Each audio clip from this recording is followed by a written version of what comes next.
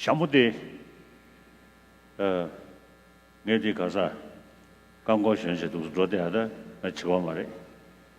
Shijugan, Congregation, Royuan. Da Porto Chache, Rota Yamari. Yamari, T. Chunjun Chigdi, and at the showing you in Arolia, Gade, Paragade, Parasamgade, Buddhist house, I think, Shigi, Kone Kondo, Drogoyachik, Song, the Chidado, the other plastic two good share, Nandado, Chanju Simbi Tuni, Tawading, and Tugo Chadi. There's a symbolism for this helmet. Of course, these days I'm too old to bike. When I was young, I used to bike. But the interesting thing about this helmet, which represents a kind of a protection while you're on the journey, it represents a protection while you are going somewhere, can be taken as a symbolism of the Buddhist spiritual journey towards enlightenment. For example, in the Heart Sutra, there is a mantra which says, gate, para samgate, bodhi swaha, which indicates the progressive stages of development towards enlightenment. And while you are on that path, you need a kind of a protection and armor as well against the afflictions. So, thank you.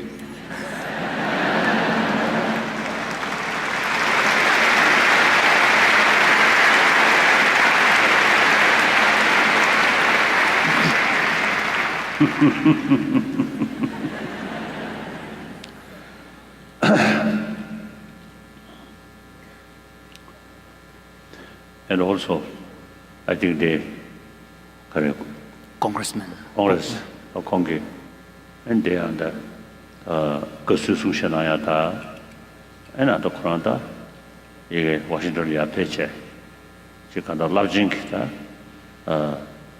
Chibobea in the Sung to Shishuin. So I would like to express my appreciation to the congressman in his words of welcoming me, also spoke about the important task that he has to return to back in Washington.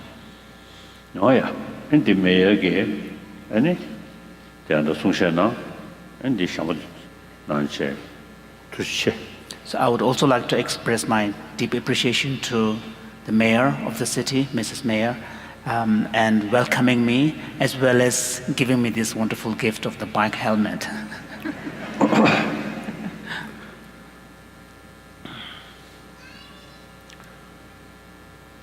Now,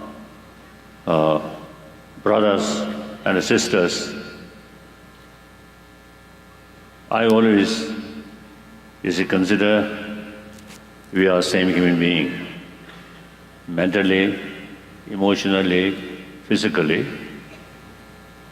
As a matter of fact, 7 billion human beings are actually same. So we are part of that humanity. So now in order to build healthy world, including environment,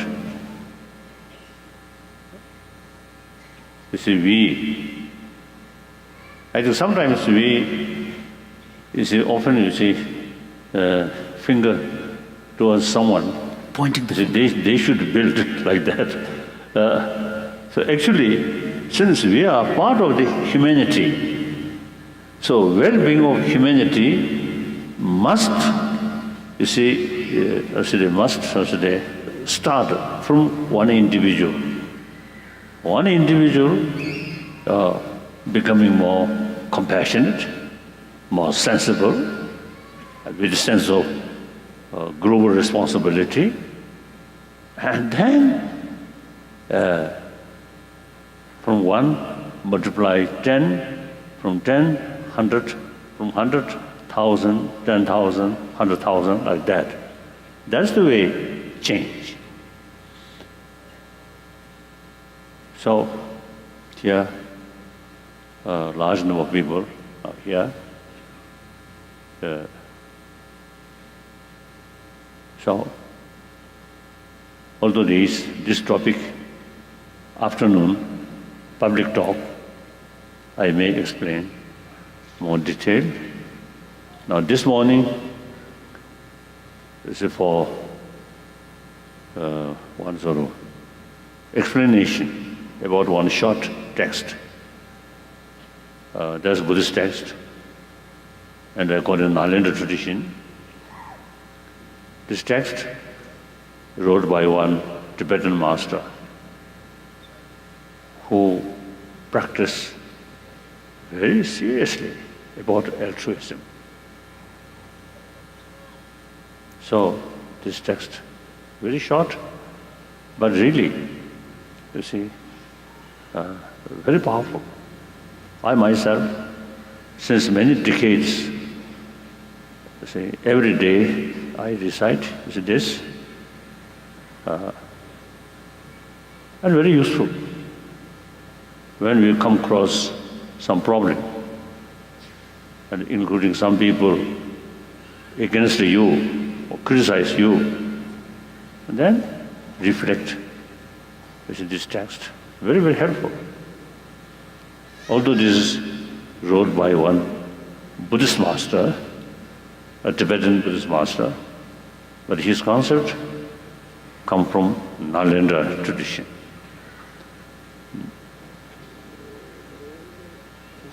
So, in Buddhist tradition, Pali tradition is the foundation, then Sanskrit tradition is a further, elaboration, and use extensively logic, reason. So it is quite important. You see, without a reason, just faith, from Nalanda's tradition's viewpoint, they are not very strong. So faith, or certain sort of, concept, come through thorough investigate and experiment.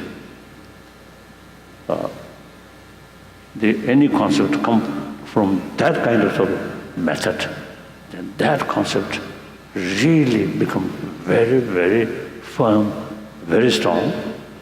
That effect on our emotion. Just a prayer, of course, better than none. Nothing. Better than nothing. But there's not much effect like that. So,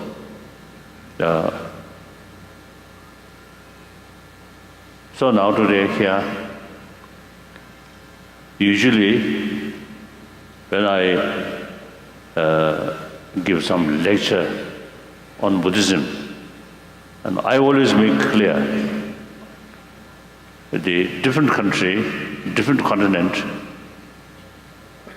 different people, you have your own traditions, so including religious spirituality. So it is much safer, much better, you see, to keep your own, at least several century old, your sort of tradition. Change, particularly religion. I myself, you should notice,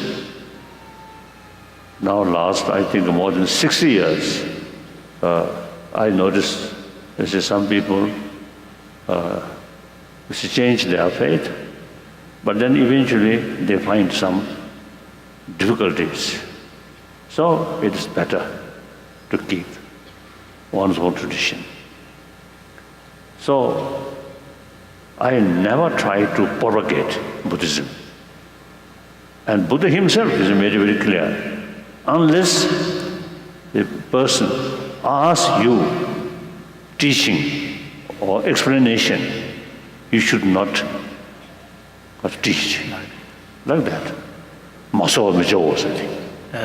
Without being requested for, one should not impose one's spiritual teaching onto someone. So there's a Vinaya, a text is mentioned like that word, like that. So I never tried to propagate Buddha Dharma. At the meantime, among Tibetan, I think 95%, almost 99% is a Buddhist.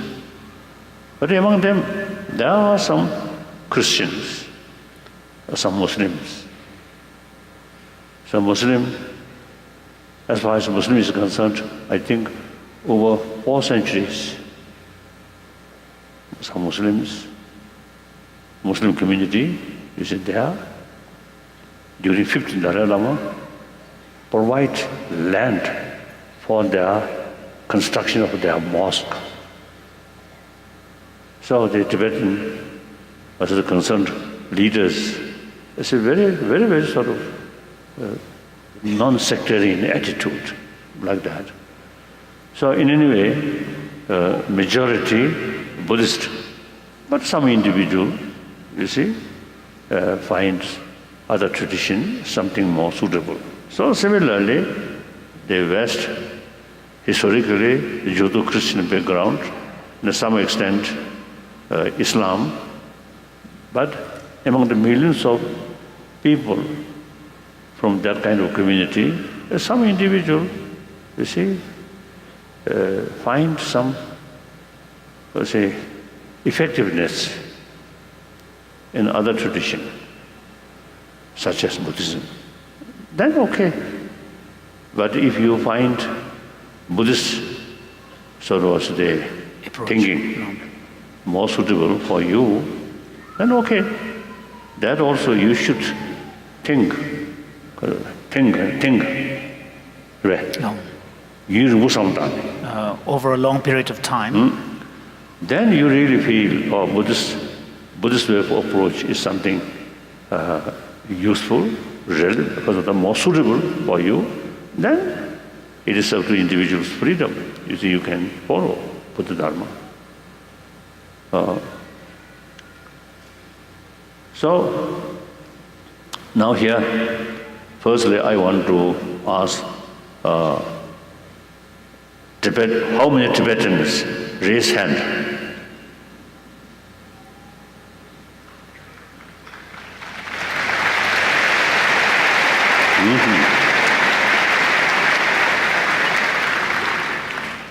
Okay. Then those countries, traditionally a Buddhist country, such as Thailand, Burma, Sri Lanka, and China. So anyone? Very few. Okay. Now among the American or European, you see those people, you see, who really find Buddhist approach is something helpful. So, you see, you yourself consider the follower of Buddha Shakyamuni. Raise hand.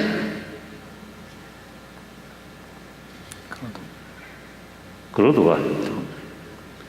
Okay. Okay. So then, to those Buddhists, of course, the teaching is our own tradition. Then non-Buddhist, even non-believer, it's a practice of altruism or method to strengthening altruism is common for everybody. Except some philosophical view, that is something different. So I have a number of friends among Christians, Muslims, and Hindus, Jews, so on. So we quite often, you see, discussing or talk certain or common practice, such as altruism, and forgiveness, like that. So it is very, I must say, very useful to exchange on different sort of experience and different sort of techniques like that. Then one occasion, one of my Christian monk, Catholic monk, really wonderful. One occasion, he asked me about the concept of emptiness. Then I told him, don't ask that, that's not your business. This is something unique to Buddhist. So like that, there's a certain sort of philosophical views may not be relevant, and particularly to those people who really find immense sort of effect from the concept of creator. Then I think when I mentioned to that Catholic monk, don't ask that main reason, according to Buddhist tradition, even Buddha, relative. So the ultimate reality, emptiness itself, on certain level, from the viewpoint of, because of the basic level, relative. There's no absolute. So therefore, you see, a person who really gets immense sort of inspiration from the concept of creator, then such philosophical views may hinder, may undermine their faith. So therefore, some philosophical views, when I, you see, in the text, some point, the philosophical views also, you see, I will explain. Then you see those people who find that kind of philosophical views are uncomfortable, then during that period, better to sleep, rest.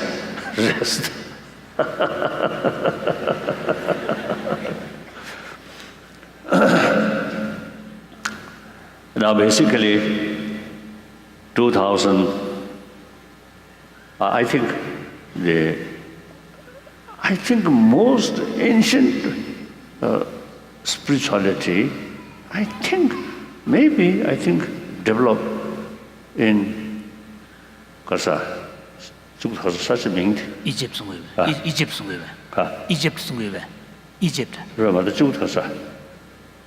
Indus Valleys. And then ancient Egyptian, also you see there is some concept of spirituality. I think even the concept of hell and heaven, although I don't know, I really wish there's a more serious discussion with scholars of ancient Egyptian civilization. But as far as I know, India, I think over 4,000 or 5,000 certain sort of spiritual concept. Yes.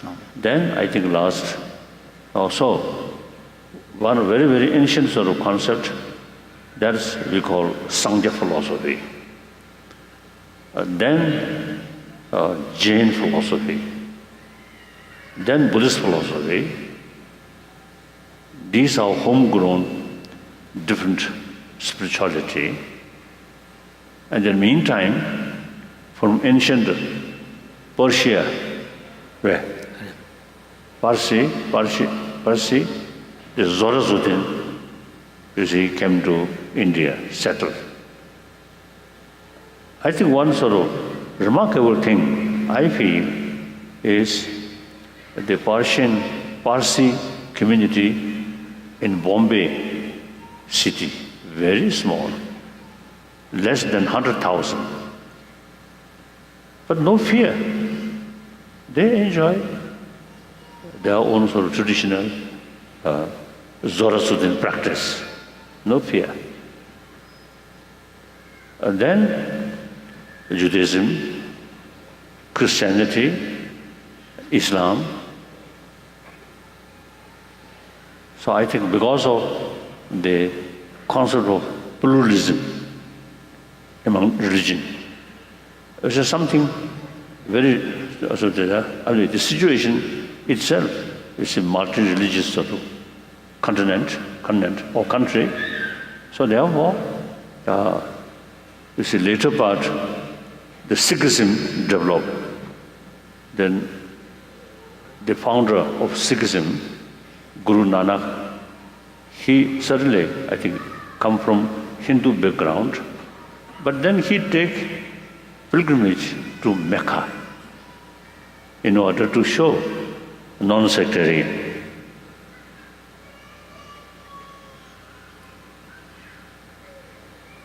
So, all these major religious traditions, the essence towards the message or practice is love, compassion. And in order to practice more effectively altruism, you also need practice of tolerance, forgiveness. And quite often, anger is related with your sort of greed. And as my possession or my friend, and some negative sort of things happen, then anger usually comes. So therefore, in order to practice altruism more successfully, you also need practice of contentment. So many Christian monks or Islam practitioner and Hindu also, they say that we can see number of genuine practitioners.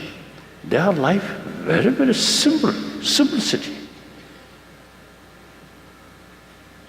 One occasion I met one Catholic monk in Spain, Barcelona.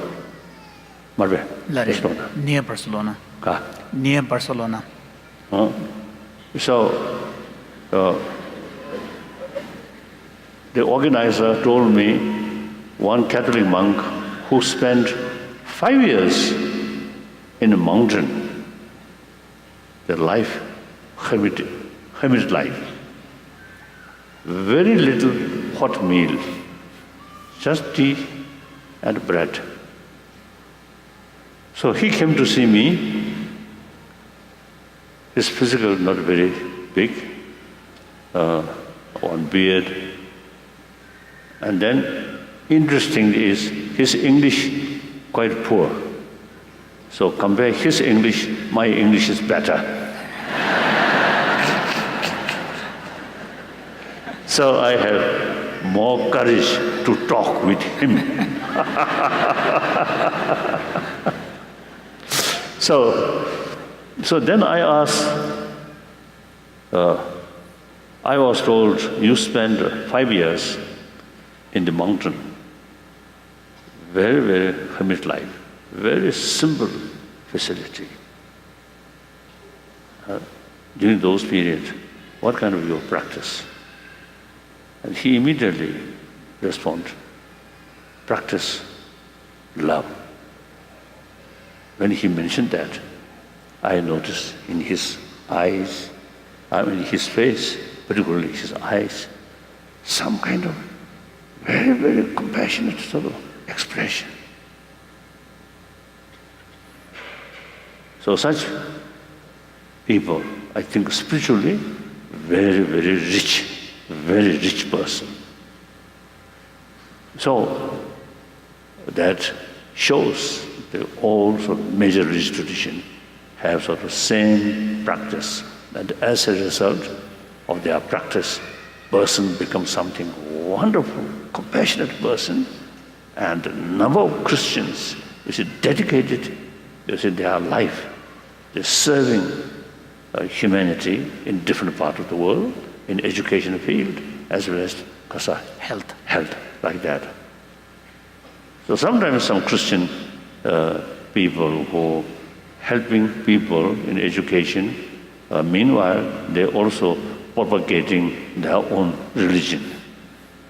Okay, area, local people, not much sort of spiritual sort of tradition there, and then really wonderful, very good, you see, propagate Christianity. There is certain sort of concept, certain philosophical view, wonderful. But those areas already is over, I think, in history, their own rich sort of spiritual tradition. Then sometimes the conversion eventually creates causing some tension, like that. So firstly, it is very important to know, to understand all major world religious traditions carry the same message of love. Therefore, all have same potential to help humanity, to create good human being, sensible human being, like that. So religious harmony is very essential. Particularly in this moment. You see, different religious faith itself now causing more division and fighting. Worst case, killing. Really unthinkable. Now about Buddhism. In the Pali tradition is, as I mentioned earlier, foundation of Buddha Dharma and message for noble truth. And 16 aspects of the Four Noble Truths. Because these are the foundation of Buddha Dharma. And accordingly, 37 practice for mindfulness.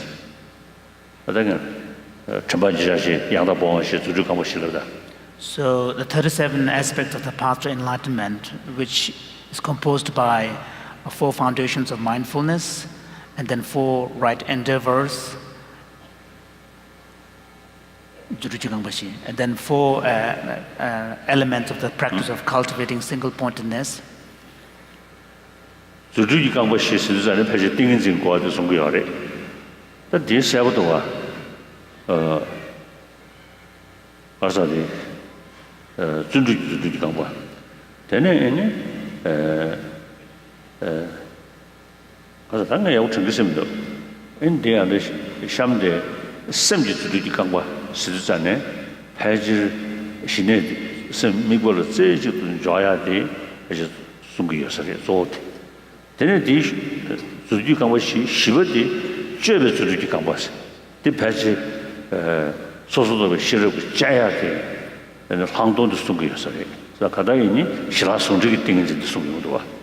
these 4, which are actually literally referred to as the 4 miraculous limbs, are really elements that are aimed at cultivating the single-pointedness of mind, and then based upon that, applying one's analytic, critical faculty of the mind. So in other words, a combination of the tranquility, calm abiding, and insight.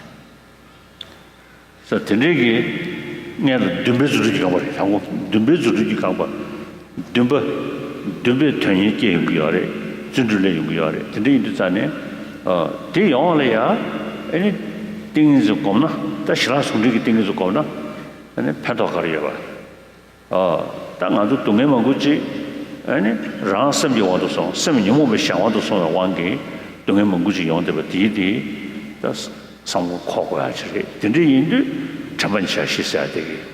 and Lu Champanyasha, Samtani, Dogdenaju, and Saw Champanyasha Samtani, Gunjunuju, and Sem Champanyasha Samtani, Gordenaju. Then church about you shaka lamden juya that do soon. So these four elements begin with aspiration, because it's once you have an aspiration, then you become interested in the cultivation of the meditation, and once you have enthusiasm and effort, it then leads to the actual act of cultivating single-pointedness, which then gives you the basis to apply your mind. But before all of this, you need to develop this enthusiasm and aspiration and interest. And for this, the four foundations of mindfulness is a key practice, because first of all, you have to understand the nature of suffering, which is the characteristic of your existence, and where are the sufferings coming from. So the four foundations of mindfulness practices, which begin with mindfulness of the body, is the main practice that would enable you to get into the understanding of the nature of suffering based upon your experience of pain and so on. And then the second mindfulness, which is the mindfulness of feelings, is what will enable you to understand where the origins of suffering is coming from, your afflicted mental states and so on. And then it then leads to the second noble truth, which is the understanding of the origin of suffering. The third mindfulness, which is the mindfulness of mind, then enables you to understand the nature of mind and understand the possibility of cessation of the suffering. So therefore it leads to the third noble truth.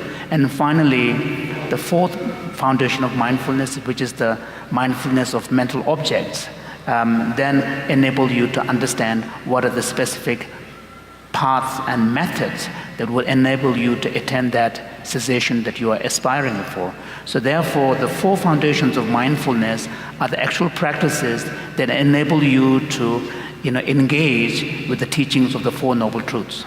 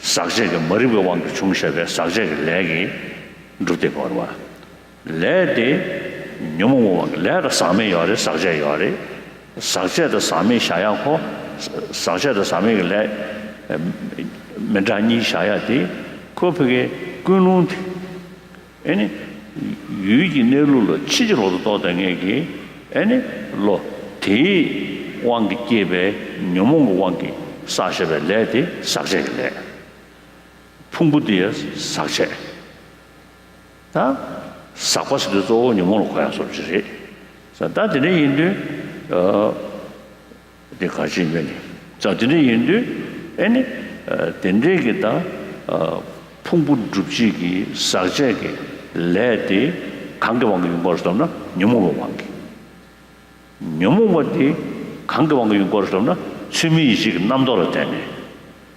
취미의식 남도로 되네. 용기여가티 아다 세르고든 이게 시기도 봐. 심 미심 투등에 시단고 왕의 심 투등에 되려야 또 심주 유름고 정해들에 내가 뭐시버지. 아메리게 캐바시 공제송제송리 에런 백사 콩고 디스도 와. 콩도 사이는 전에 콩도 사서 유디 치 믿고 싶은 거 열었어. 이네 믿고 차 야적 구주디 콩도 사이 코란 게 남도 제거를 샤스.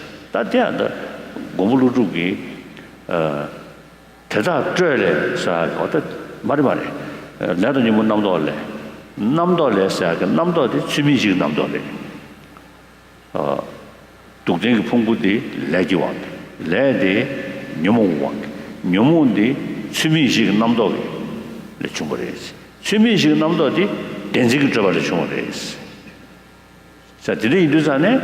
또 디아다 파사주고 심 잡아니 샤기. 또 상당히도 따뜻한 사이들잖아요. 다 심코르니아 메딩지. 심 천시를 샤네. 다 써야지 샤야고 다 메딩의 샤인들잖아요. 다음에는 주의 무도가. 자자가 타바 써야 돼. 아니 안들이 자실고 안들 찍디 슈고데 대자들 저번에 동번 니투 가버 줄슬나 고된의 샤인 비어래. 동번 니기 가버 줄도 람데의 샤인 비어래. 디 안들 레자가 시그널로 레자가 시데 동번 니투 써야도 동번 니기 써야게 고니 레아도와. 사실은 이르잖아요. 와다 가시고를 그게 셈점만이 시작부터네 고대는 줘야 돼 진짜시야. So the statement that it is 아니요. 다 대줍지디 가사 대줍지디 아니 최점만이 시작했잖아요. 다들이 또 아니 담번일을 때문에 다 조조 단도 잡을 때문에 아니요. 다 내루도 싫었지 남진 내루 무슨도 더 싫어지 남자는 샤네 다 최저번에 샤게 남자는 죽사도 두스샤. So the statement that it is through the practice of the mindfulness on mind that enables us to engage with the third truth, which is the truth of cessation. It's a difficult idea, and that needs to be unpacked and reflected upon a little bit. So when we talk about the mindfulness on mind, we're essentially talking about a mindfulness on understanding the nature of mind. So, and what this points towards is the teaching on no self. So for example, when we examine our naive perception of the physical world, we tend to have an assumption that what we see are real. But if you examine them, we will come to understand that whatever macroscopic objects that we encounter, they're actually composed of parts. So there's they are whole objects which are composed of parts, but when you search for what is the true real thing, what you find is the so-called whole object is essentially a mental construct. And what exists in reality are the constitutive elements that are part of it. So even when we dissect and reduce in that manner, you get to a more subtle microscopic level. Even then, anything that can be objectified as material again is composed of at least directional parts. So long as it's a material object, even an atom, we can speak about the different locations, the spatial locations, and so on. So they're all composed of parts, and once you dissect in that manner, you get to a point where there is nothing to be found that is objectively real out there. Now, similarly, if you apply this kind of line of thinking and inquiry to the mental world, although the mental world is not tangible like the object, it has no shape, it has no color, it has no locations and so on, but mental world is composed of a continuum. There is a temporality to our mind, and when we experience a perception, when we have a perception of a thing or when we have a thought, there is a continuum that makes up our mental life. But if you again examine what exactly is there, when we analyze them in terms of their temporal continuum, we don't see there is something that is existingly real. For example, the concept of time. We think in terms of past, present, and future, and we all believe that the present time is real. But if you examine what is exactly the present time, present moment, the present is beyond once you kind of differentiate what is past. There is always an echo of the past, and there is a kind of an anticipation of the future. So once you divide what is so-called present into the component that belongs to the past and component that belongs to the future, the past is already gone and future is yet to be. So then you don't find anything that is so-called present. You can shrink the time from the present day to a present moment, hour, and so on. Again, when you dissect in that manner, nothing really stands. In the same manner, if we apply that understanding to our mind, mental life, the so-called present moment awareness, we feel this is real. But on the other hand, it's only, the idea of a mental life is, makes sense only in the context of a continuum or a stream of consciousness, a stream of mind. Again, that stream, if you dissect them in terms of its temporal sequence, there is nothing to be found. So in this way, one comes to recognize that if the mental and the physical are not to be found, then how can there be the so-called self that is designated upon this combination of body and mind? Because normally when we think of ourselves, we tend to identify with our physical and mental life, and particularly we tend to identify with our thoughts and mind. But once you undermine the solidity and objectivity of the mind, which is the basis of the identity of who I am as a person and self, then how can there be a kind of objective existence of the person, the self? And in this way, it opens the door to the understanding of the Buddha's teaching on no self. And it is by, and this teaching on no self, once you begin to understand, it then opens the way to understanding our bondage in cyclic unenlightened existence. For example, Nagarjuna speaks of, in his fundamental treatise on the middle way, he says that, liberation, true liberation is attained only when karma and afflictions are brought to an end. And karma and afflictions are brought to an end because the suffering arises from karma, and karma arises from our afflictions, and afflictions arises from distortions of the mind, and the distortions of the mind arises from our grasping at objective inherent existence. And it is by eliminating the grasping at inherent existence, you then eliminate the possibility of the arising of this distortion, which then, precludes the possibility of afflictions arising. And if there is no afflictions arising, there will be no karma. And it is in this way the liberation, the nirvana, is actualized. And this idea of how it is grasping that underpins the distortion and how it is distortions that give rise to affliction. Particularly the idea of distortions giving rise to affliction is an important one, something that is also now being discovered by modern scientists. For example, I know a very old cognitive scientist by the name of Aaron Beck, and I have conversations with him, and he was telling me, through his many years of decades of treatment of patients suffering from mental disorders, he has come to recognize that when strong negative emotions such as anger arises, the person feels angry towards a particular object or a person, and that at that moment the perception of negativity or the object to whom you feel angry, 90% of that negativity is really just mental exaggeration. It's not there. There is no basis. It's just a pure projection and exaggeration. And this is very similar to what Nagarjuna talks about, how it is the distortions of our mind that give rise to afflictions, such as anger, greed, and attachments, and so on. So by understanding no self, it then, offers the possibility of eliminating the grasping at objective inherent existence, particularly of self, which then opens up the possibility of attaining cessation. So this is what is meant by the practice of the mindfulness of mind, is what leads to the understanding of cessation.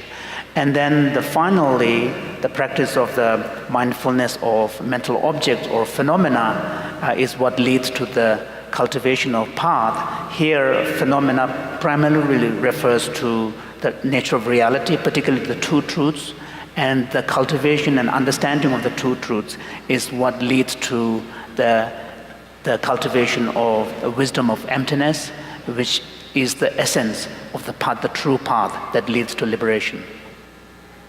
Oh yeah.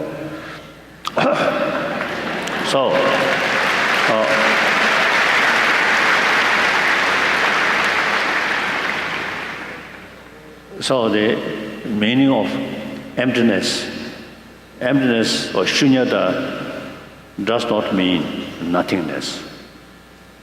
The very reason things are empty is the very nature of the existence is due to other factor, not by itself.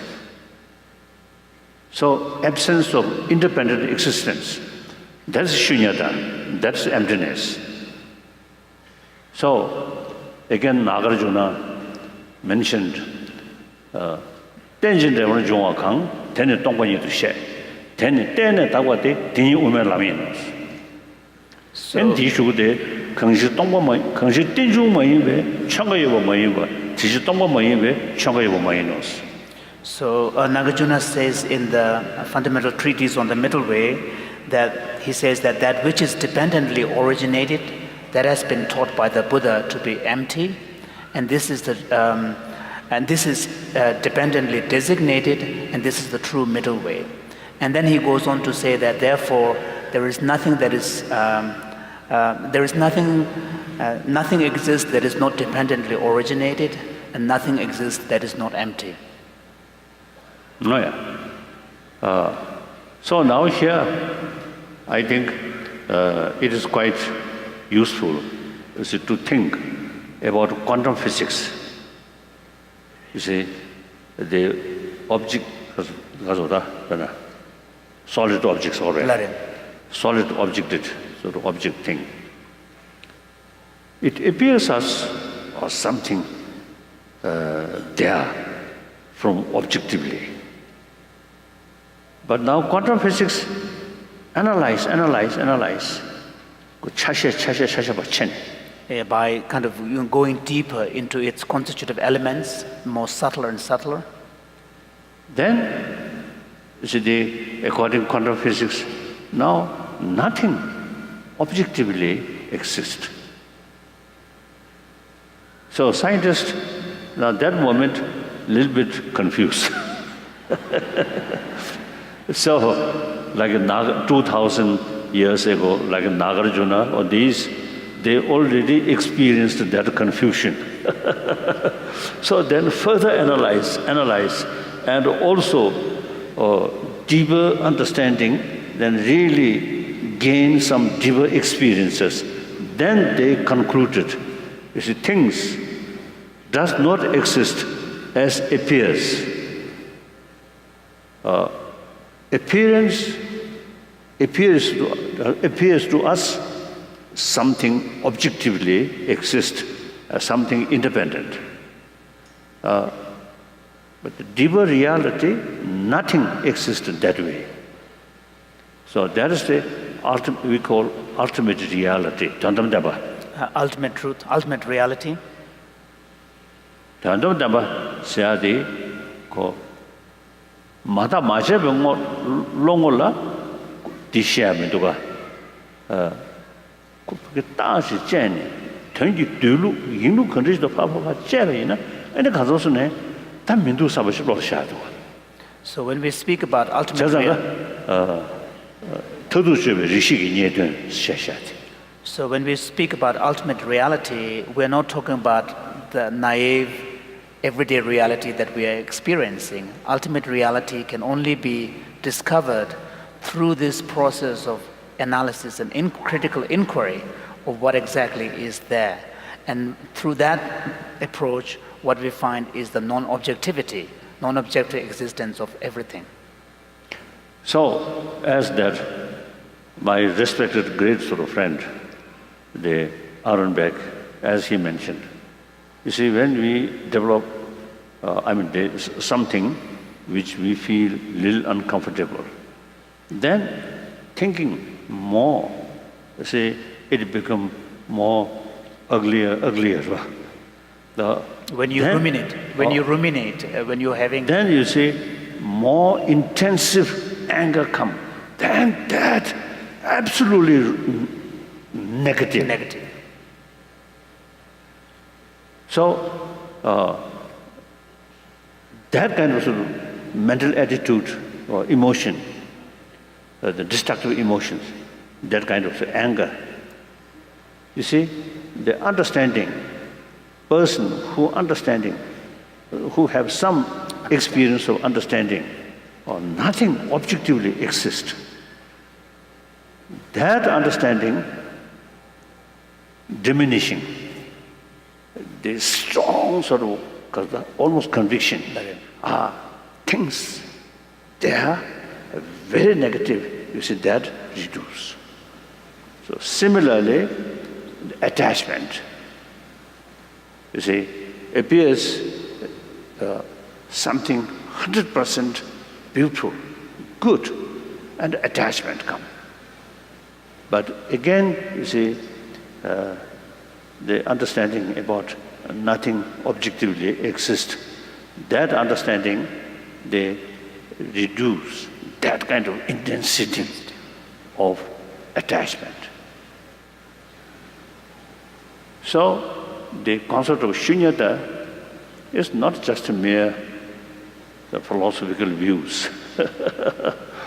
And sometimes I often, you see, telling, like Nagarjuna, Aryadeva, and the Buddha Palita, and Chandrakirti, you see, they really explain very detailed, very precisely.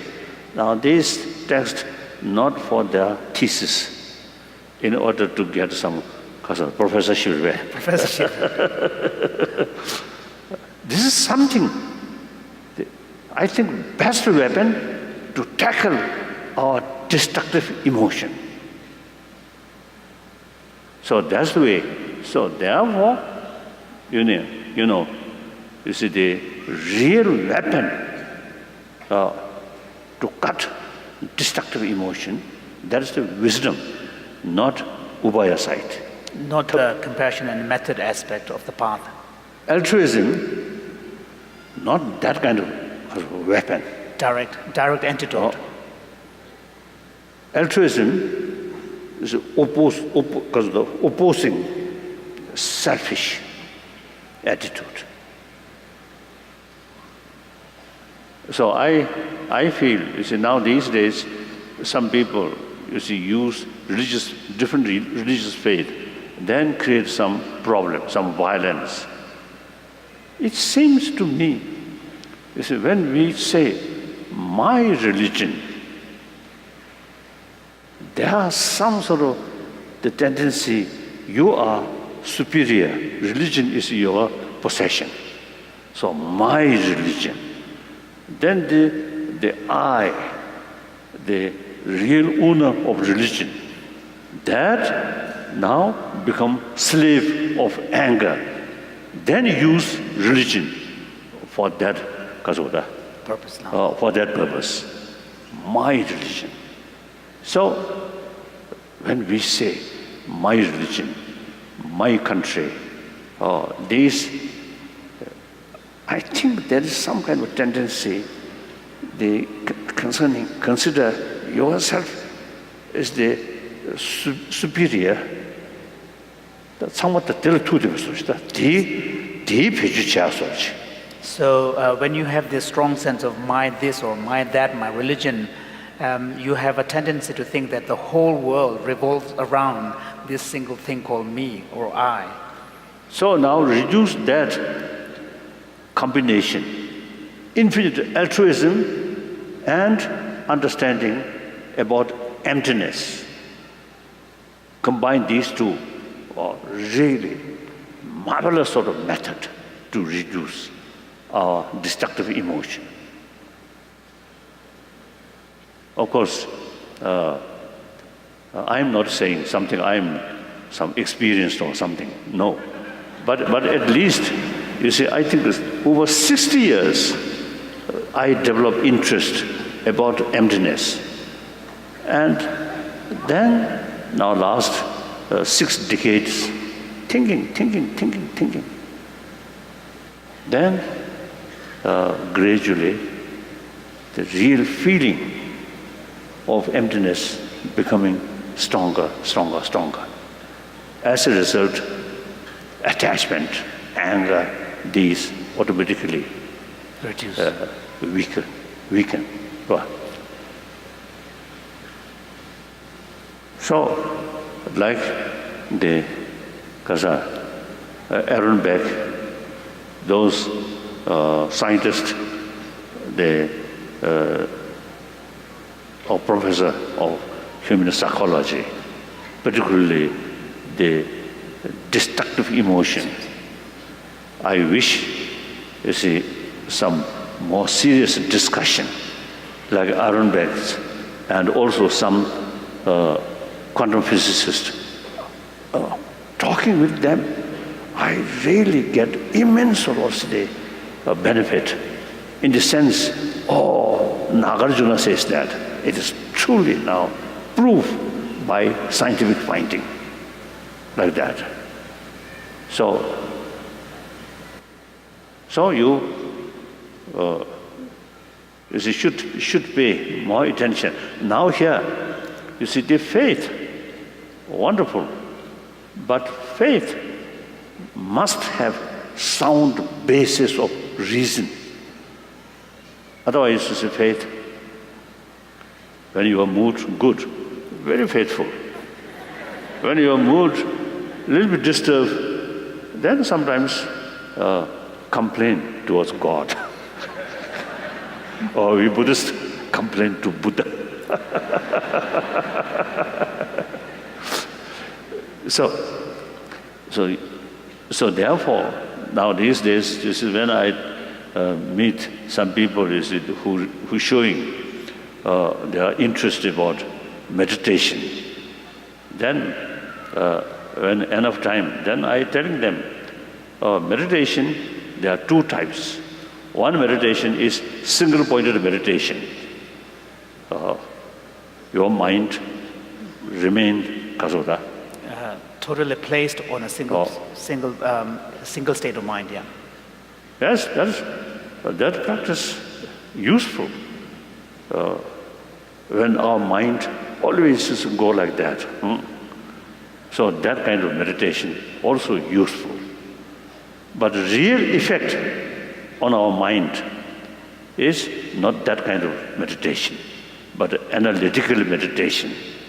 The Sanskrit word, previous one we call samadhi or shamatha.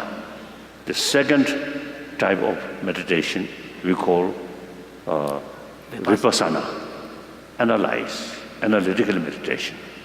That's very, very effective.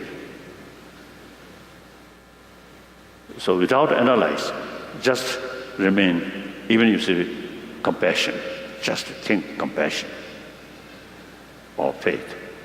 It's something like tranquilizer for short period, very helpful, very good.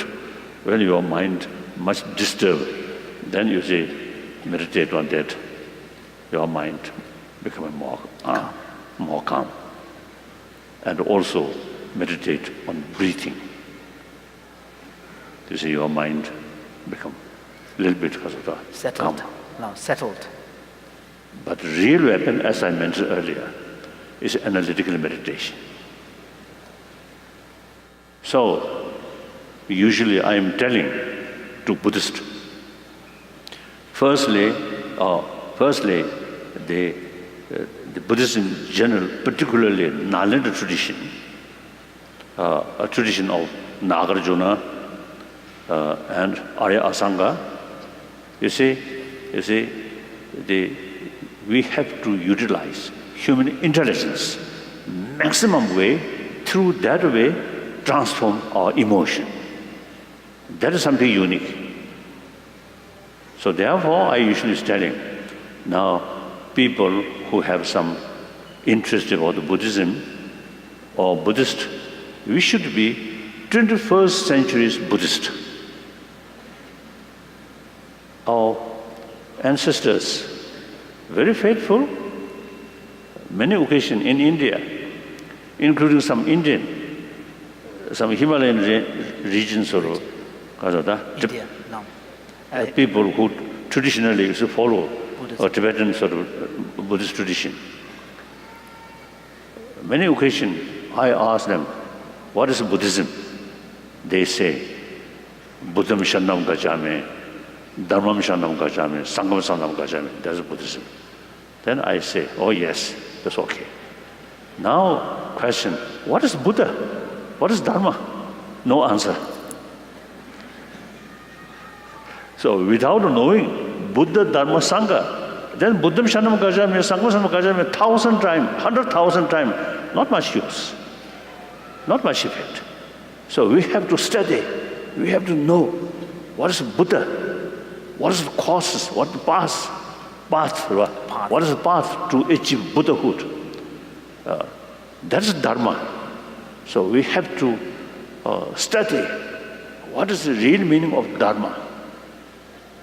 So at the 21st century, now, you see, because of better knowledge, including science on these things, and actually our life, much sort of materialistic life, such sort of, because of the situation, the knowledge, fuller knowledge about Buddha Dharma is very, very essential. Knowledge will not develop through prayer or recitation of mantra of Manjushri.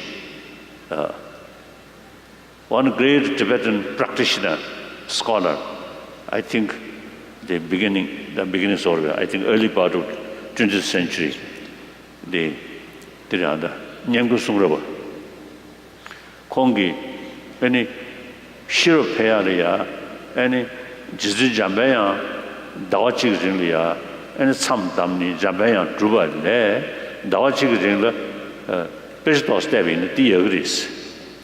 This early 20th Kang century. Riglamri, Dawachik Ringla, Riglam Jangina, Jugapia, the Agris. So it's early 20th century Tibetan master by the name of Nyamgun Sungrab. He said that instead of doing a 1-month retreat of Manjushri, the Buddha of wisdom, it would be far more effective to actually spend that 1 month studying and applying critical thinking to enhance one's intelligence. So, now study is very, very important. I myself, now age 81-year-old, but I consider myself as a student of these great thinkers, also their explanation. Whenever I have some time, I always read, think. Very, very helpful, very helpful.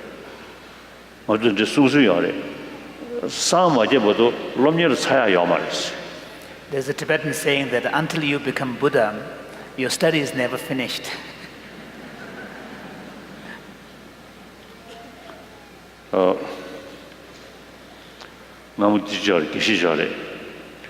Geshe Thangpa Buddha Geshe Thangpa Geshe Chasari Thangpa Hölle Tegis Peshtagomarda didn't know.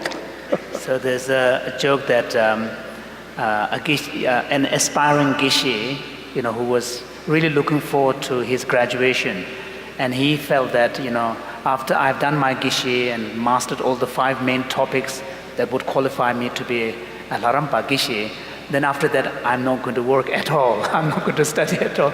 But that's a wrong attitude. So study as a Buddhist, particularly student of Nalanda tradition, you must pay more attention for study. Another sort of example, one of my friend, one Ladakhi Lama, quite young, wonderful.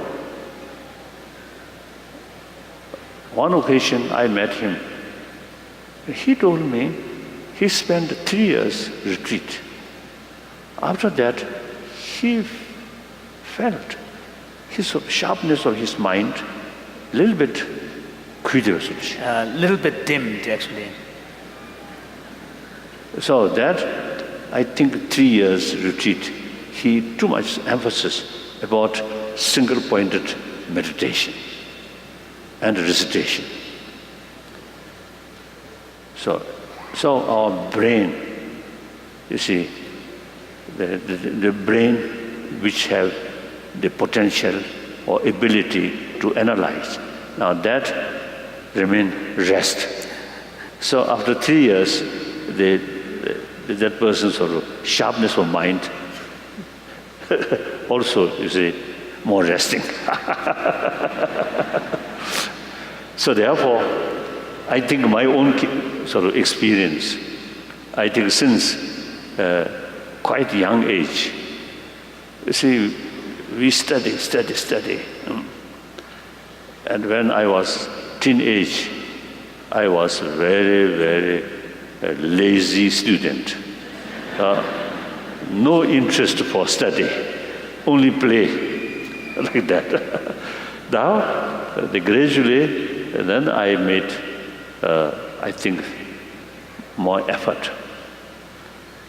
As I mentioned earlier, till now, I always is trying to learn something like that, and not just because of the sick love. But not just mere words, but actually contemplating the meaning and integrating it. So now that's, I think, basic structure of Buddha Dharma, general, particularly Nalanda tradition. Otherwise, you see, as far as we Tibetan Buddhists is concerned, about 300 volumes, which translated mainly from Sanskrit and Pali, and some Nepalese, and some Chinese. So,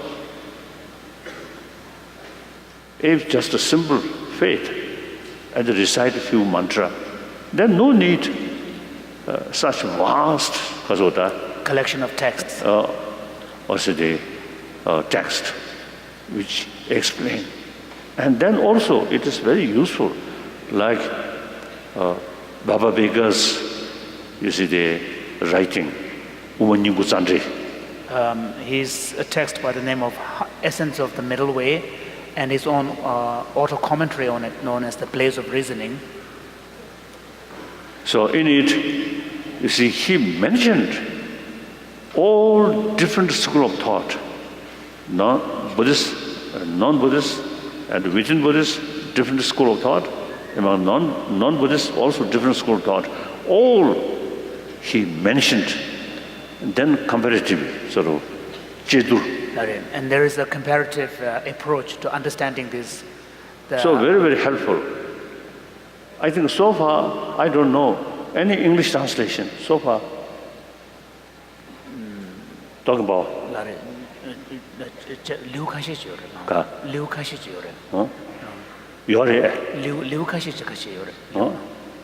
The few chapters of this text translated. So I'm inquiring any English translation or not.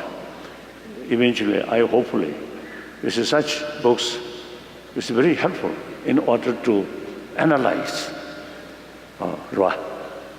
You see, this school of thought say that. The other school of thought, you see, create some contradictory sort of critiques. Other schools critique it. So that very helpful.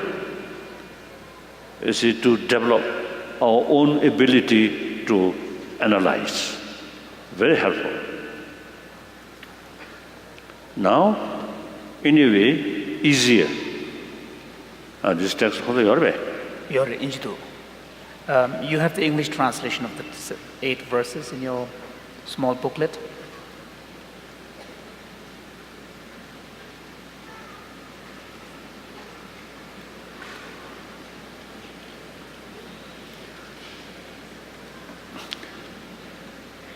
Geshe, Langri Thangpa Sene.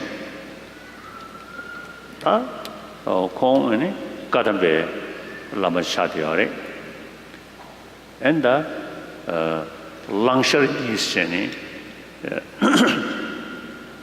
to do the Katam Shumbawe and Lama Zochachiri. Satiri Luzane Katam Geshung.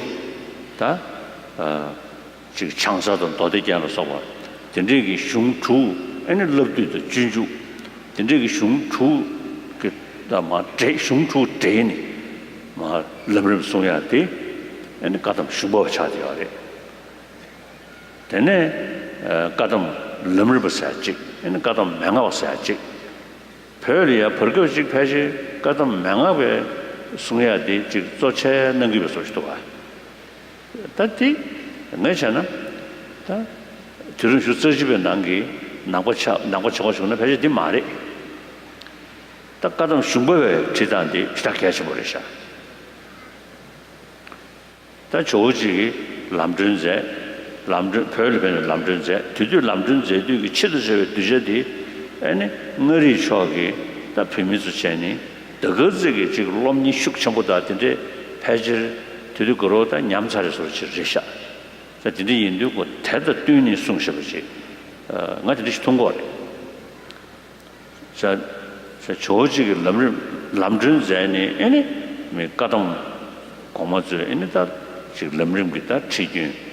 되네 아니 그런 정신샤샤나 아니 시간도 롱진 rumbuchigi 아니 심리냐소 대저대 남남나신 제도 송구도와 냐소 고송난 심리냐소 배 어다 남남나신 제 송야래 거주 샤샤나 아니 답을 붙이 타로를 붙이 때 답을 탈게 남남나신 신로도야래 다데네 사자를 샤샤나 아니 람제 손주자네 아니 능숨도 규숨 셴이 능숨데 아니 럼름나 신체 속도가 아니 가다 사마 기루기 다 럼름 지중 뒤에 다 럼름 첨어데 럼름 지중 얘기 상동과도 개우사야래 시 로다데 럼름나 지당 럼름나 신신마 송셔비도가 자상가다 조직의 람전제니 별 강성의 종기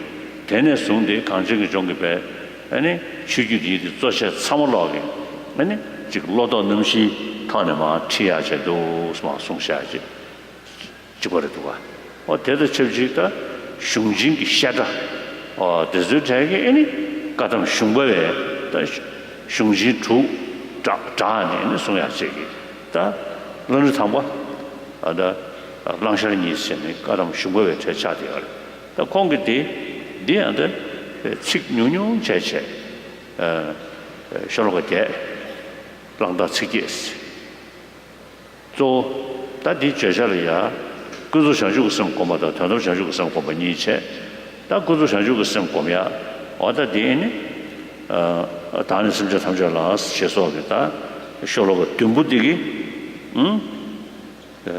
그저 상주고 성고야 숨버리 쇼로가 개바디기 단도 상주고 성고야 숨겨야래. So, author of this short text is Geshe Langri Thangpa, who was a great master belonging to the Kadam tradition. And within the Kadam tradition, there were different lineages coming from Atisha. And Langri Thangpa, together with Sharawa, known as the two great masters of the Kadam Shungpa, which is the Kadam tradition that emphasizes the approach of the study of the Indian Buddhist classics.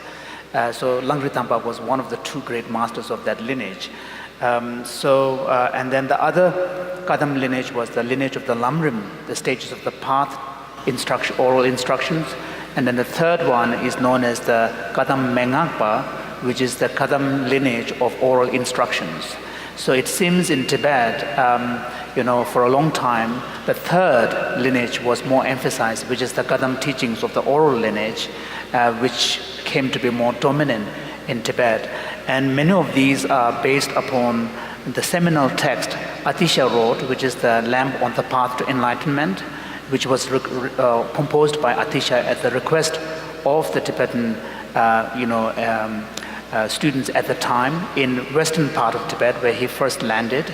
And so in this, and this is a particular text written at the request of a particular group at a particular time when the more basic philosophical understanding of Buddhism was no longer present at that time. So the approach presented in the Atisha's text is that of more of a oral instruction type. And from this emerged a whole kind of, a genre of literature related to the Lamrim stages of the path approach. For example, we see the influence in the Nyingma tradition of Dzogchen, where Longchenpa writes the mind at ease. The whole sequential stage-by-stage approach is modeled on Atisha's path to Lamb on the path to awakening.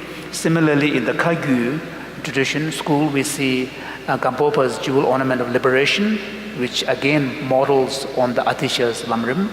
And we also see that in the Sakya teachings on Lamdre, a path and its fruition, where the first stage is known as the three appearances, and that whole framework is again inspired by and modeled on Atisha's Lamp on the Path to Enlightenment.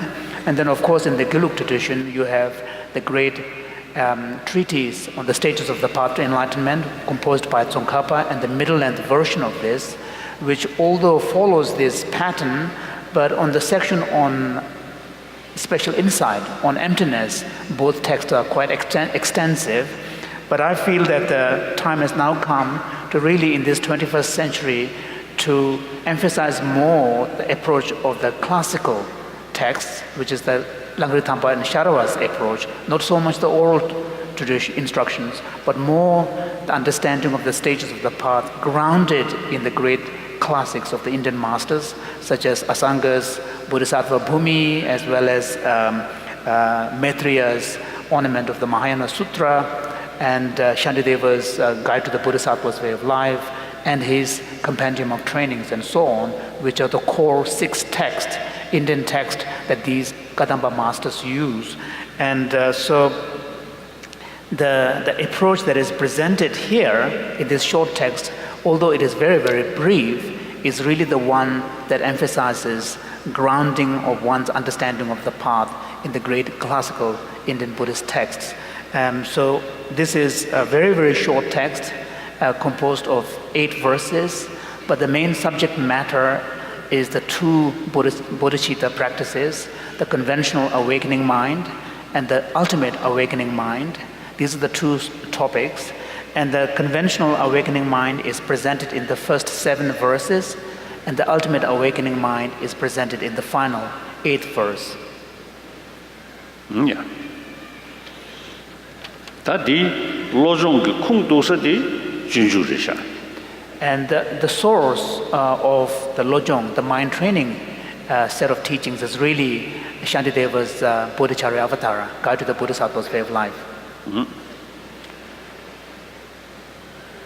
In the Karam Shuju Chidana Shichani, sure loved you the Judu with the Dran Tina Yaksha.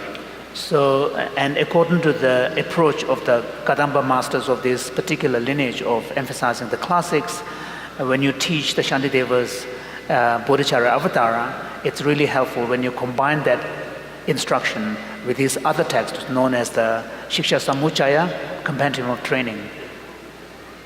The Junju Kung Dakshinyamji Lojong Ko Suna de Kung Dosa de Gomul Rugi and Chanju Samji Ju de Dakshinyamji de Ko Sung Yare, Dagana Shingi in Umarjitana Sung Yare. The Kung Dosa de Pajil any do Pabuche Pajichogi. So, Shantideva himself really, his source on many of the teachings on the bodhicitta, awakening mind in his text, particularly the one exchanging and equalizing self and others, is really Nagarjuna's writings. For example, in Nagarjuna's Precious Garland, Ratnavali, as well as his Bodhicitta Vivarana, which is a commentary on the awakening mind. There, the practice of cultivating the bodhicitta, exchanging self and equalizing self and others is explicitly presented. And of course, the Nagarjuna's own sources are found in the sutras, particularly the Avatamsaka, the flower ornament, or Avatamsaka Sutra.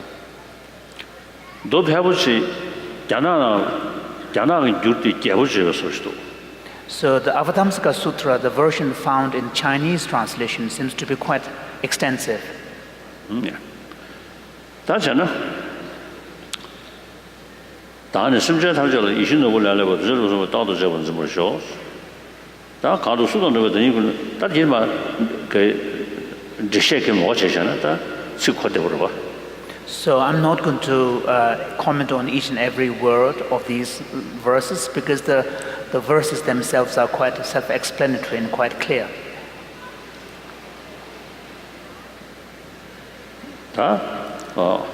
다니 샤게 다 사측 통일자네 다 나모한다 수피 scholar 지금 맞듯이 아주 계속 아주 interfaith meeting 직사리아 아니 self-set careers 될 토마열의 연말에 타마열의 연말에 조숨지. So the text opens with a verse with the wish to achieve the highest aim, which surpasses even a wish-fulfilling gem. For the benefit of all sentient beings, may I hold them dear at all times. So in this first stanza, there is the word I, may I.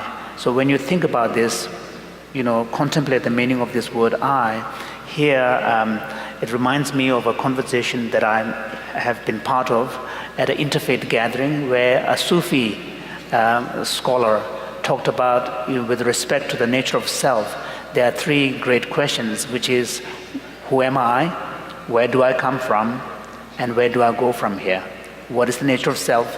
Does it have a beginning, or does it have an end? So, answer for first question, what's I? Self. Then, I think, the rest of all religions, all philosophical views, you should consider there is independent self.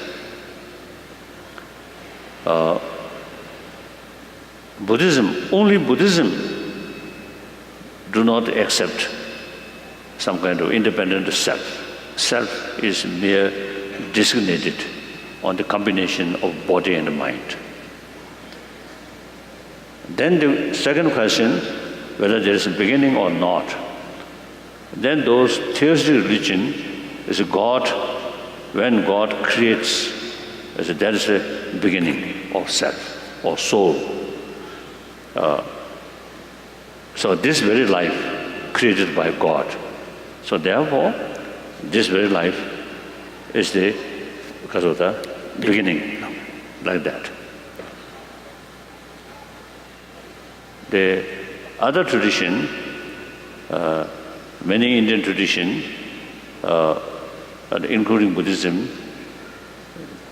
since no creator, so therefore self, even you see the non-Buddhist school of thought, you see there's some independent self, so no beginning, always there. So Buddhist, no independent self, but self which designated or the combination of mind, or combination of body and mind.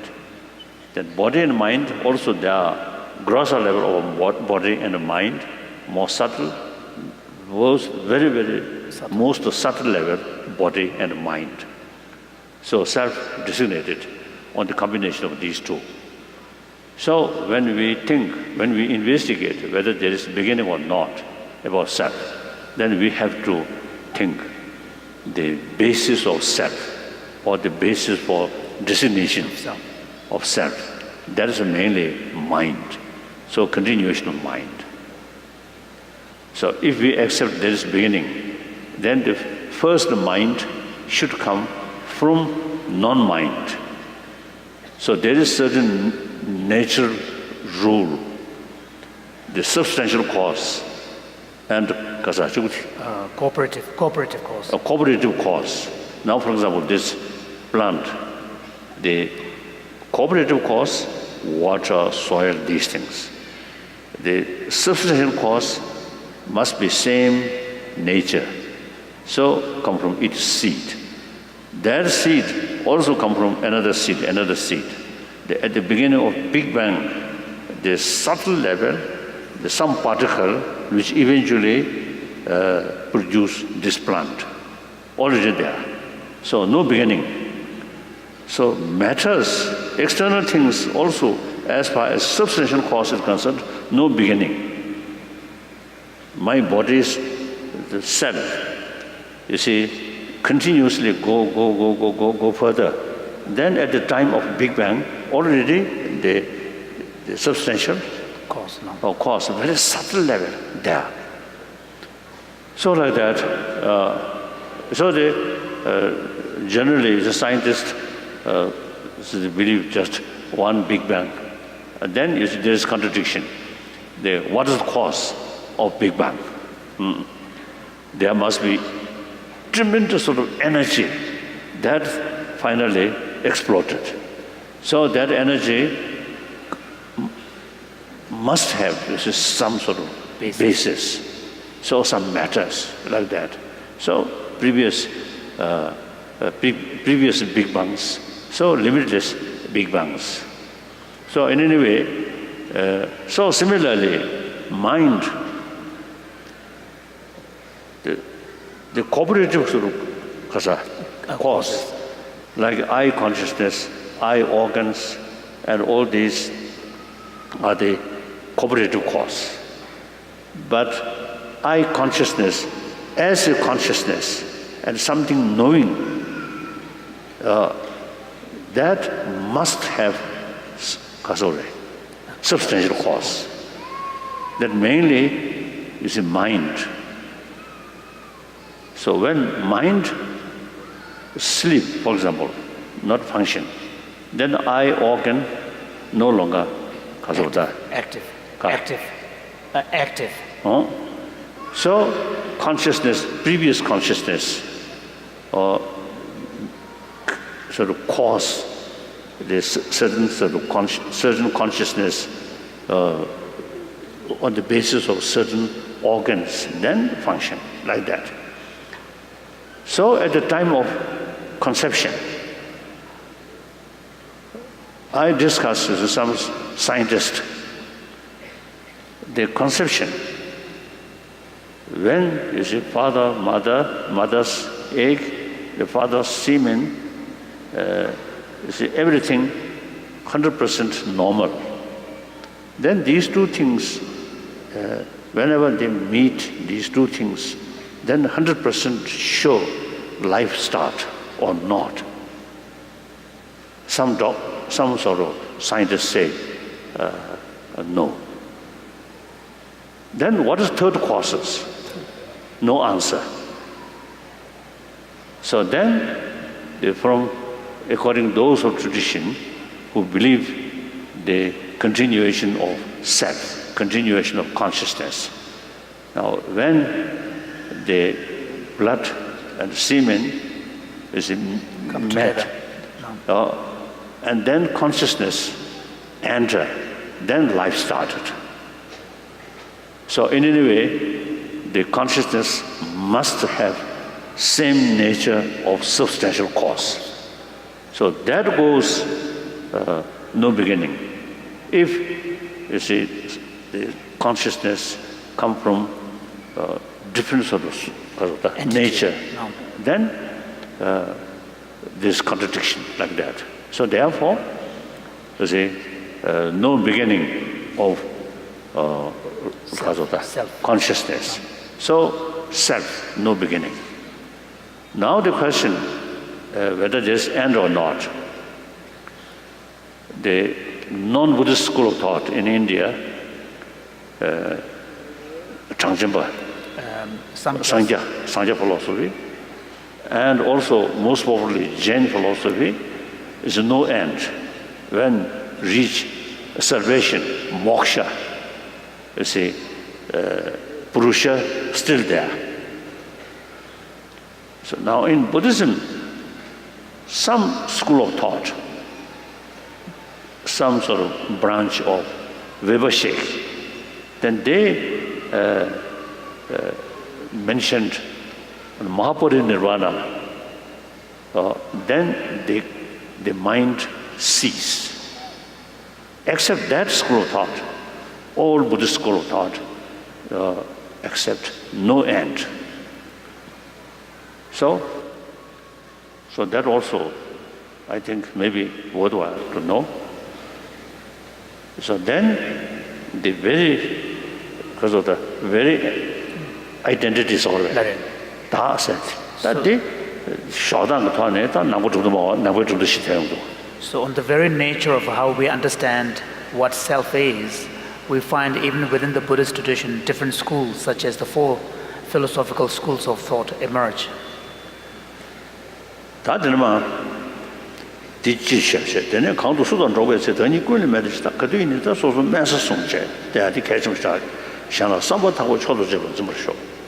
So in the second stanza we read, whenever I interact with another, may I view myself as the lowest among all, and from the very depth of my heart, hold others as superior. So this is emphasizing the need for humility when you interact with someone else. So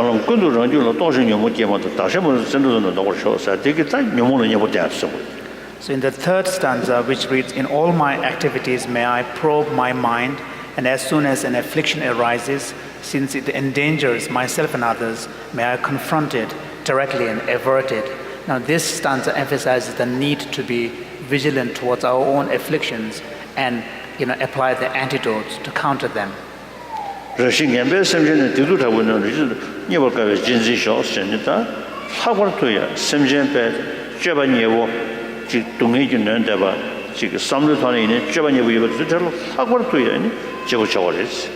So the fourth stanza, which reads, when I encounter beings of unpleasant character and those oppressed by intense negativity and suffering, as though finding a treasure of precious jewel, may I cherish them as if they are so rarely found. So this is emphasizing the special attention that needs to be paid to bring out your compassion when you encounter people of unpleasant character, people who are oppressed by their own negativity and so on. You need to be even more compassionate towards these individuals.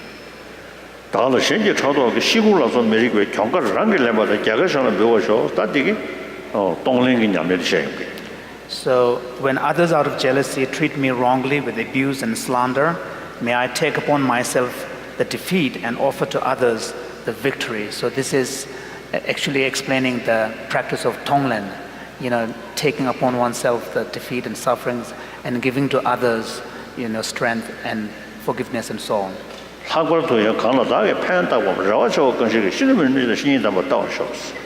And then in this, 진주 나라 랑게 당로 내가 생에 자디 계획신이래 숨도가.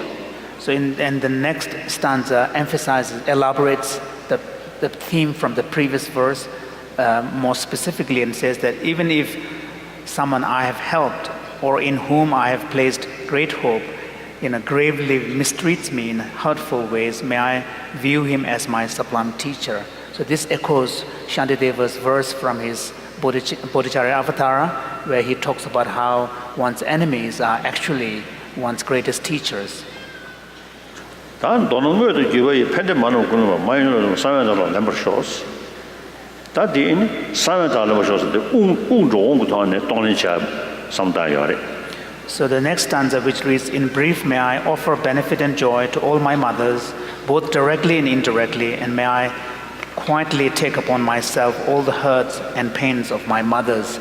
So this explains a particular approach of Tonglen practice by using your breath cycles and using your breath as a medium of taking on others' suffering and then offering to others your loving kindness, strength, and so on. 다 개발돼 대다 군자 체계의 똑같으면 마방시 추구 규모의 세별의 생명 생활을 해주죠 선생. 단 지대 체계로도 만들어야 직송. 아니 추구 규모의 세별을 해야돼 다 되게 안다 동리 다외 가서 지전 나오는 시 주매버지기 나왔다도 주버디 객배 냠용 게임도 전에 냠용 여대가 지금 아니 제도 거들이야 배 남기 영화인의 치지 수주로서 가다 가인이 디디 전쟁은 이것이 나인도 전에 와다 나왔다도 주매 사버지기 나야 믿음 중도 통해야 용기하래.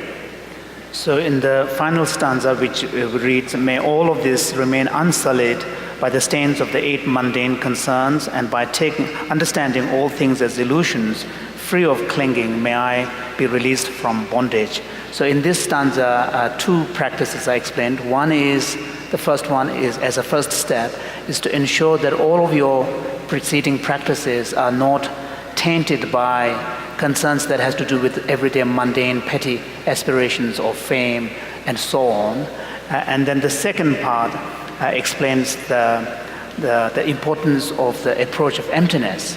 Earlier I explained how when through applying critical inquiry one comes to recognize that there is nothing that objectively has an existence outside, and once you come to recognize that there is no such thing as independent existence of anything, then anyone who has that kind of understanding as a result of a meditative sitting session, and in the aftermath of that kind of understanding, when you view the world, look at the world again, although the world seems to be real as we perceive them, but because of your understanding of emptiness, you have this cognizance that what I perceive is not really exactly how things appear. So then there is an illusion-like quality or character to your perception of the world, and that arises when you have some understanding of emptiness. 다처럼 수구대 남주한테 샘기버진데 남주 등기 샘기치. 다한테다 가족을 펴게 측신하게 뭐가체. 다가한다 랑다 측계기 측시 다보고. 다는 심자 탐절 이신노를 전조적으로 써봐요. 다도 제번 ዝ불쇼 써야 돼. 아니 안다다 냐라데 산지 좀 되는데 아니 녀 세신 깨라서고 뒤뒤 관에 여대 지기. 나바체 아니 뒤뒤리야 쇼로가 당고디. 마 차숨 때니 다 땅에 다 뒤탄에서 온 지기 어다 가족을 벽에 심지어 탐색다 내가 팬드 주야 지기 내가 나야 지금에 삼바지기 로직 계셔 탐색샤셔. So normally when I teach the 8 verses on mind training, I always combine it with a ceremony for generating bodhicitta, awakening mind, and we'll do the same here as well today, very briefly. But we won't use any specific formula for that ceremony, but rather use the first stanza from the 8 verses. So when we do this, and this will be done by repeating the first stanza 3 times, everybody together. But when you do that, for this, first visualize in front of you the Buddha Shakyamuni, the presence of Buddha Shakyamuni, surrounded by the 8 Bodhisattva disciples. and at whose presence you should make the kind of a determination that from today onwards, I shall value the ideals of the bodhicitta, and in my thoughts and actions, I shall, as much as possible, bring about the welfare and benefit of others, and at least, in the least, I will refrain from harming others, and I will cherish the altruistic awakening mind. And with this in mind, you repeat the first stanza 3 times. Oh yeah. Now you read 3 times. Let's all read it. All together, read 3 times. With a wish to achieve the highest aim, which surpasses even a wish-fulfilling gem, for the benefit of all sentient beings, may I hold them dear at all times. With a wish to achieve the highest aim, which surpasses even a wish-fulfilling gem, for the benefit of all sentient beings, may I hold them dear at all times. With a wish to achieve the highest aim, which surpasses even a wish-fulfilling gem, for the benefit of all sentient beings, may I hold them dear at all times. Thank you. Now, some oral transmission of some mantra. Now, firstly, Buddha's name. Please repeat after me. Om Muni Muni. Om Muni Muni. Ma Muni Saha. Ma Muni Saha. Om Muni Muni. Om Muni Muni. Ma Muni Saha. Ma Muni Saha. Om Muni Muni. Om Muni Muni. Ma Muni Saha. Ma Muni Saha. Now, those bodhisattvas who surrounded where? Buddha. The Buddha. Now, firstly, our Lokuteshvara, the manifestation of Buddha's compassion, infinite compassion. So, repeat after me. Om Mani Padme Hum. Om Mani Padme Hum. Om Mani Padme Hum. Om Mani Padme Hum. Om Mani Padme Hum. Om Mani Padme Hum. Now, another the manifestation of Buddha's wisdom, that is Madhushri. So, repeat after me. Om Arabazanadi. Om Arabazanadi. Om Arabazanadi. Om Arabazanadi. Om Arabazanadi. Om Arabazanadi. You see, these 2 mantra and some deity yoga, you see, the strengthening, the deity yoga of our Lokuteshvara, strengthening our love and compassion. And then the Madhushri is, you see, increasing our, because of the sharp mind, or eventually develop or experience wisdom. Now, the manifestation of Buddha's energy, that is Goddess Tara. Now repeat after me. Om Tare Tudare Turisaha. Om Tare Tudare Turisaha. Om Tare Tudare Turisaha. Om Tare Tudare Turisaha. Om Tare Tudare Turisaha. Om Tare Tudare Turisaha. That's all now. Thank you.